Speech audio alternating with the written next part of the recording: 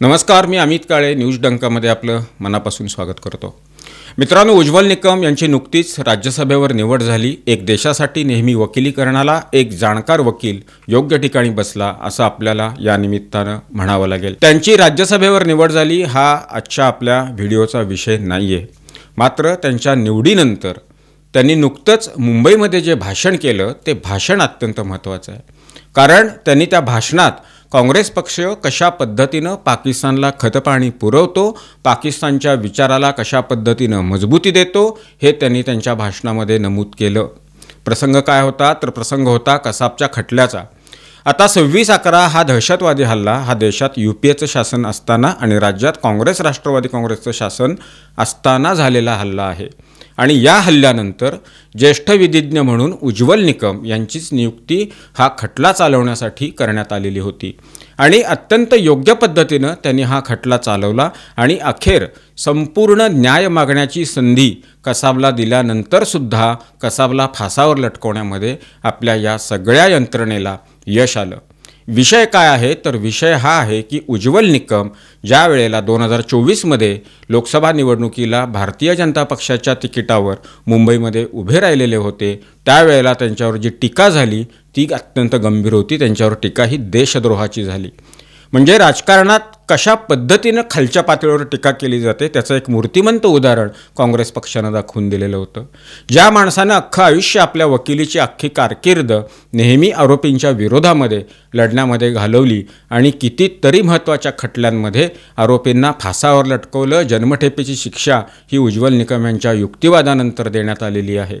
उज्ज्वल निकम यांच्या कार्यकर्तृत्वाबद्दल कुणाच्याही मनामध्ये शंका असण्याचं कारण नाही, कारण आपण नेहमी बघत असतो की जेव्हा जेव्हा काही गंभीर गुन्हे हे घडत असतात त्यावेळेला आरोपींच्या विरोधात आरोपींना कठोरातली कठोर शिक्षा व्हावी यासाठी नेहमी सरकारी वकील म्हणून उज्ज्वल निकम यांचीच नियुक्ती करा, यांचीच नियुक्ती व्हावी अशा पद्धतीची मागणी ही सर्वसामान्य लोक करत असतात।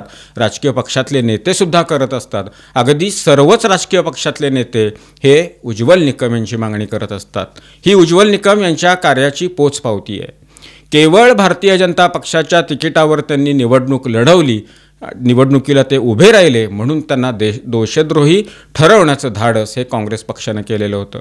ज्या कसाबला आपल्या बहादूर पोलिसांनी प्राणपणाला लावून पकडलं आणि इथल्या व्यवस्थेनं त्याला फासापर्यंत लटकवलं, त्याच्या बचावाच्या सगळ्या संधी या भारतीय न्यायव्यवस्थेनं कसाबला दिलेल्या होत्या। मात्र मेरिटच्या आधारावर केवळ मेरिटच्या आधारावरच उज्ज्वल निकम यांनी कसाबला फासापर्यंत नेलं, फासावर लटकवण्यापर्यंत त्यांनी त्यांचं कामकाज पूर्ण केलं। उज्ज्वल निकम यांनी केलेलं हे काम कुणीही मान्य करेल। कसाबला पकडलेलं आहे, कसाब यामध्ये दोषी नाही किंवा कसाबला त्याची बाजू मांडण्यासाठी भारतामध्ये संधी दिली जात नाही, त्याचा तपास हा योग्य पद्धतीनं होत नाही, अशा पद्धतीचं कुठलंही विधान पाकिस्ताननं सुद्धा केलेलं नाही। मात्र आपल्या देशातला जो विरोधी पक्ष आहे काँग्रेस, या काँग्रेसच्या नेत्यांनी मात्र अशी विधानं केलेली होती। 26/11च्या घटनेमध्ये जे बहादूर पोलीस अधिकारी आपले शहीद झाले, ते शहीद झालेले अधिकारी कसाबच्या गोळीनं झाले नाहीत तर RSSच्या विचाराच्या पोलीस अधिकाऱ्याच्या गोळीनं ते शहीद झाले। इतकं बोलण्यापर्यंतची मजल ही काँग्रेसच्या नेत्यांची गेलेली होती।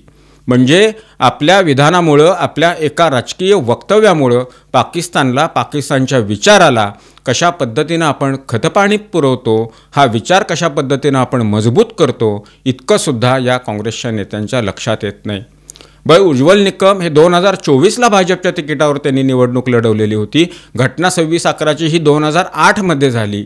काँग्रेसच्या काळातच उज्ज्वल निकम यांनी हा खटला चालवलेला होता। उज्ज्वल निकम यांनी आज ही गोष्ट बोलून दाखवली। त्याचं कारण काय आहे तर आज त्यांना हे बोलून दाखवण्याची संधी मिळाली। आज अनेक माध्यमं त्यांना विचारतात, त्यावेळेला सुद्धा विचारत होती की उज्ज्वल निकम तुम्ही निवडणूक लढवण्याचा निर्णय जो घेतला तो भारतीय जनता पक्षाच्या तिकिटावरच निवडणूक लढवण्याचा निर्णय का घेतला, तर त्याला उत्तर त्यांनी खूप सुंदर दिले। उज्ज्वल निकम यांनी सांगितलं की राष्ट्राचा विचार करणारा पक्ष, देश प्रथम, माझं राष्ट्र प्रथम, माझी भूमाता प्रथम असं मानणारा पक्ष कुठला असेल तर तो एकमेव भारतीय जनता पक्ष आहे। म्हणूनच भारतीय जनता पक्षाच्या तिकिटावर निवडणूक लढवण्याचा आपण निर्णय घेतला असं सुद्धा उज्ज्वल निकम यांनी स्पष्टपणे सांगितलं। त्याचं कारण काय आहे तर अखंड आयुष्य ज्या माणसानं आपल्या वकिलीतली जी कारकीर्द आहे ती कारकीर्द निकम यांनी राष्ट्रासाठीच समर्पित केलेली होती. राष्ट्रासाठीच ते न्यायालयात आपली वकिली पणाला लावत होते. त्यांनी काम बघितलेलं न्यायालयामध्ये. आंतरराष्ट्रीय दहशतवादी असतील किंवा देशांतर्गतले नामचीन गुंड असतील, अगदी महाराष्ट्रातले नामचीन गुंड असतील, या सगळ्यांना कठोरातली कठोर शिक्षा मिळेपर्यंत उज्ज्वल निकम हे स्वस्थ बसले नाहीत. त्यांच्या मनातली जी मळमळ होती, इतकी वर्ष जी दाटून साठून राहिलेली मळमळ होती, ती मळमळ उज्ज्वल निकम यांनी मुंबईत एका कार्यक्रमामध्ये व्यक्त करून दाखवली. बरं, उज्ज्वल निकम हे स्पष्टवक्ते आहेतच. त्यांची भाषणं यापूर्वीसुद्धा वेगळ्या वेगळ्या व्यासपीठावर झालेली आहेत. राजकीय भाषणं तर ते अगदी अलीकडं करू लागलेले आहेत. मात्र यापूर्वी कायदा असेल किंवा अन्य विषयावर त्यांची जी व्याख्यानं झालेली आहेत, ती व्याख्यानं जर आपण बघितली, ऐकली, तर त्यांच्या बोलण्याची पद्धत, त्यांचा स्पष्टवक्तेपणा हा आपल्याला स्पष्ट दिसून येतो. केवळ आणि केवळ भारतीय जनता पक्षाच्या कृपेमुळं किंवा भारतीय जनता पक्षामुळं आपल्याला राज्यसभेवर संधी मिळाली म्हणून आपण हे बोलतोय, तर असं अजिबात नाही. मुळातच उज्ज्वल निकम यांचा स्वभाव हा राष्ट्रप्रेमी आहे आणि स्वभावामध्ये साम्य असल्यामुळं, विचारामध्ये एकवाक्यता असल्यामुळंच उज्ज्वल निकम यांनी भारतीय जनता पक्षाबरोबर जाण्याचा निर्णय घेतला. हे सुद्धा आपल्याला इथं कालच्या भाषणातून स्पष्टपणे जाणवतं. दुसरा विषय सांगायचा तर नुकताच उच्च न्यायालयाचा एक निर्णय झाला. 2006च्या बॉम्बस्फोटातले जे आरोपी होते ते आरोपी निर्दोष मुक्त झाले. हा तर इतका विचित्र निकाल म्हणा किंवा अनपेक्षित निकाल लागलेला आहे. अर्थात न्यायालयाच्या समोर ज्या गोष्टी सादर झाल्या, जे पुरावे सादर झाले, ज्या साक्षी झाल्या, त्या आधारेच न्यायालयानं हा निकाल दिलेला आहे. त्यामुळं हा निकाल चुकीचा आहे असं आमचं मत नाही. मात्र जे आरोपी पकडायला हवे होते, जो तपास योग्य पद्धतीनं व्हायला पाहिजे होता, तो तपास झाला नाही. 19 वर्ष या सगळ्या बॉम्बस्फोटामध्ये जे पीडित होते, ज्यांनी आपलं आयुष्य यामध्ये संपवलं, ज्यांना आयुष्यामध्ये कायमस्वरूपी अपंगत्व ज्यांना पत्करावं लागलं, अशा लोकांना 19 वर्षानंतरसुद्धा न्याय मिळालेला नाही असं इथं मात्र स्पष्टपणे आपण म्हणू शकू. कारण खरे आरोपी जे आहेत ते खरे आरोपी अजूनही मोकाटच आहेत. हा तपासच व्यवस्थित झालेला नाही. जर का तो झाला असता, साक्षी पुरावे जर व्यवस्थितपणे मांडले गेले असते, तर आरोपींना शिक्षा झालीच असती. हे आरोपी निर्दोष मुक्त होतात. याचं कारण काय आहे तर याचं कारण हा सगळं या तपासामध्ये दडलेलं आहे. हा प्रताप काँग्रेसच्या काळातला आहे. घटनाही त्याच काळात घडलेली, तपासही त्याच काळात झालेला आहे. केवळ निकाल आत्ता लागला आहे. इतकी वर्ष हा तपास काँग्रेस सत्तेत असतानाच सुरू होता.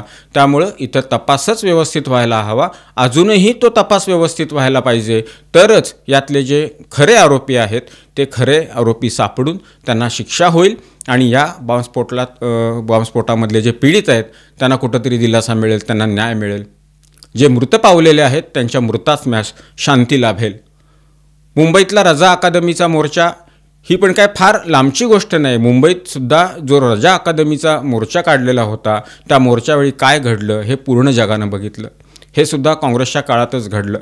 म्हणजे ज्यावेळी काँग्रेस सत्तेत असते त्यावेळी अशा पद्धतीच्या घटना घडतात आणि नको त्या विचाराला पाठबळ देण्याचं काम हे होत असतं. हेच या निमित्तानं सांगायचं आहे. उज्ज्वल निकम यांचं भाषण हे केवळ निमित्त होतं.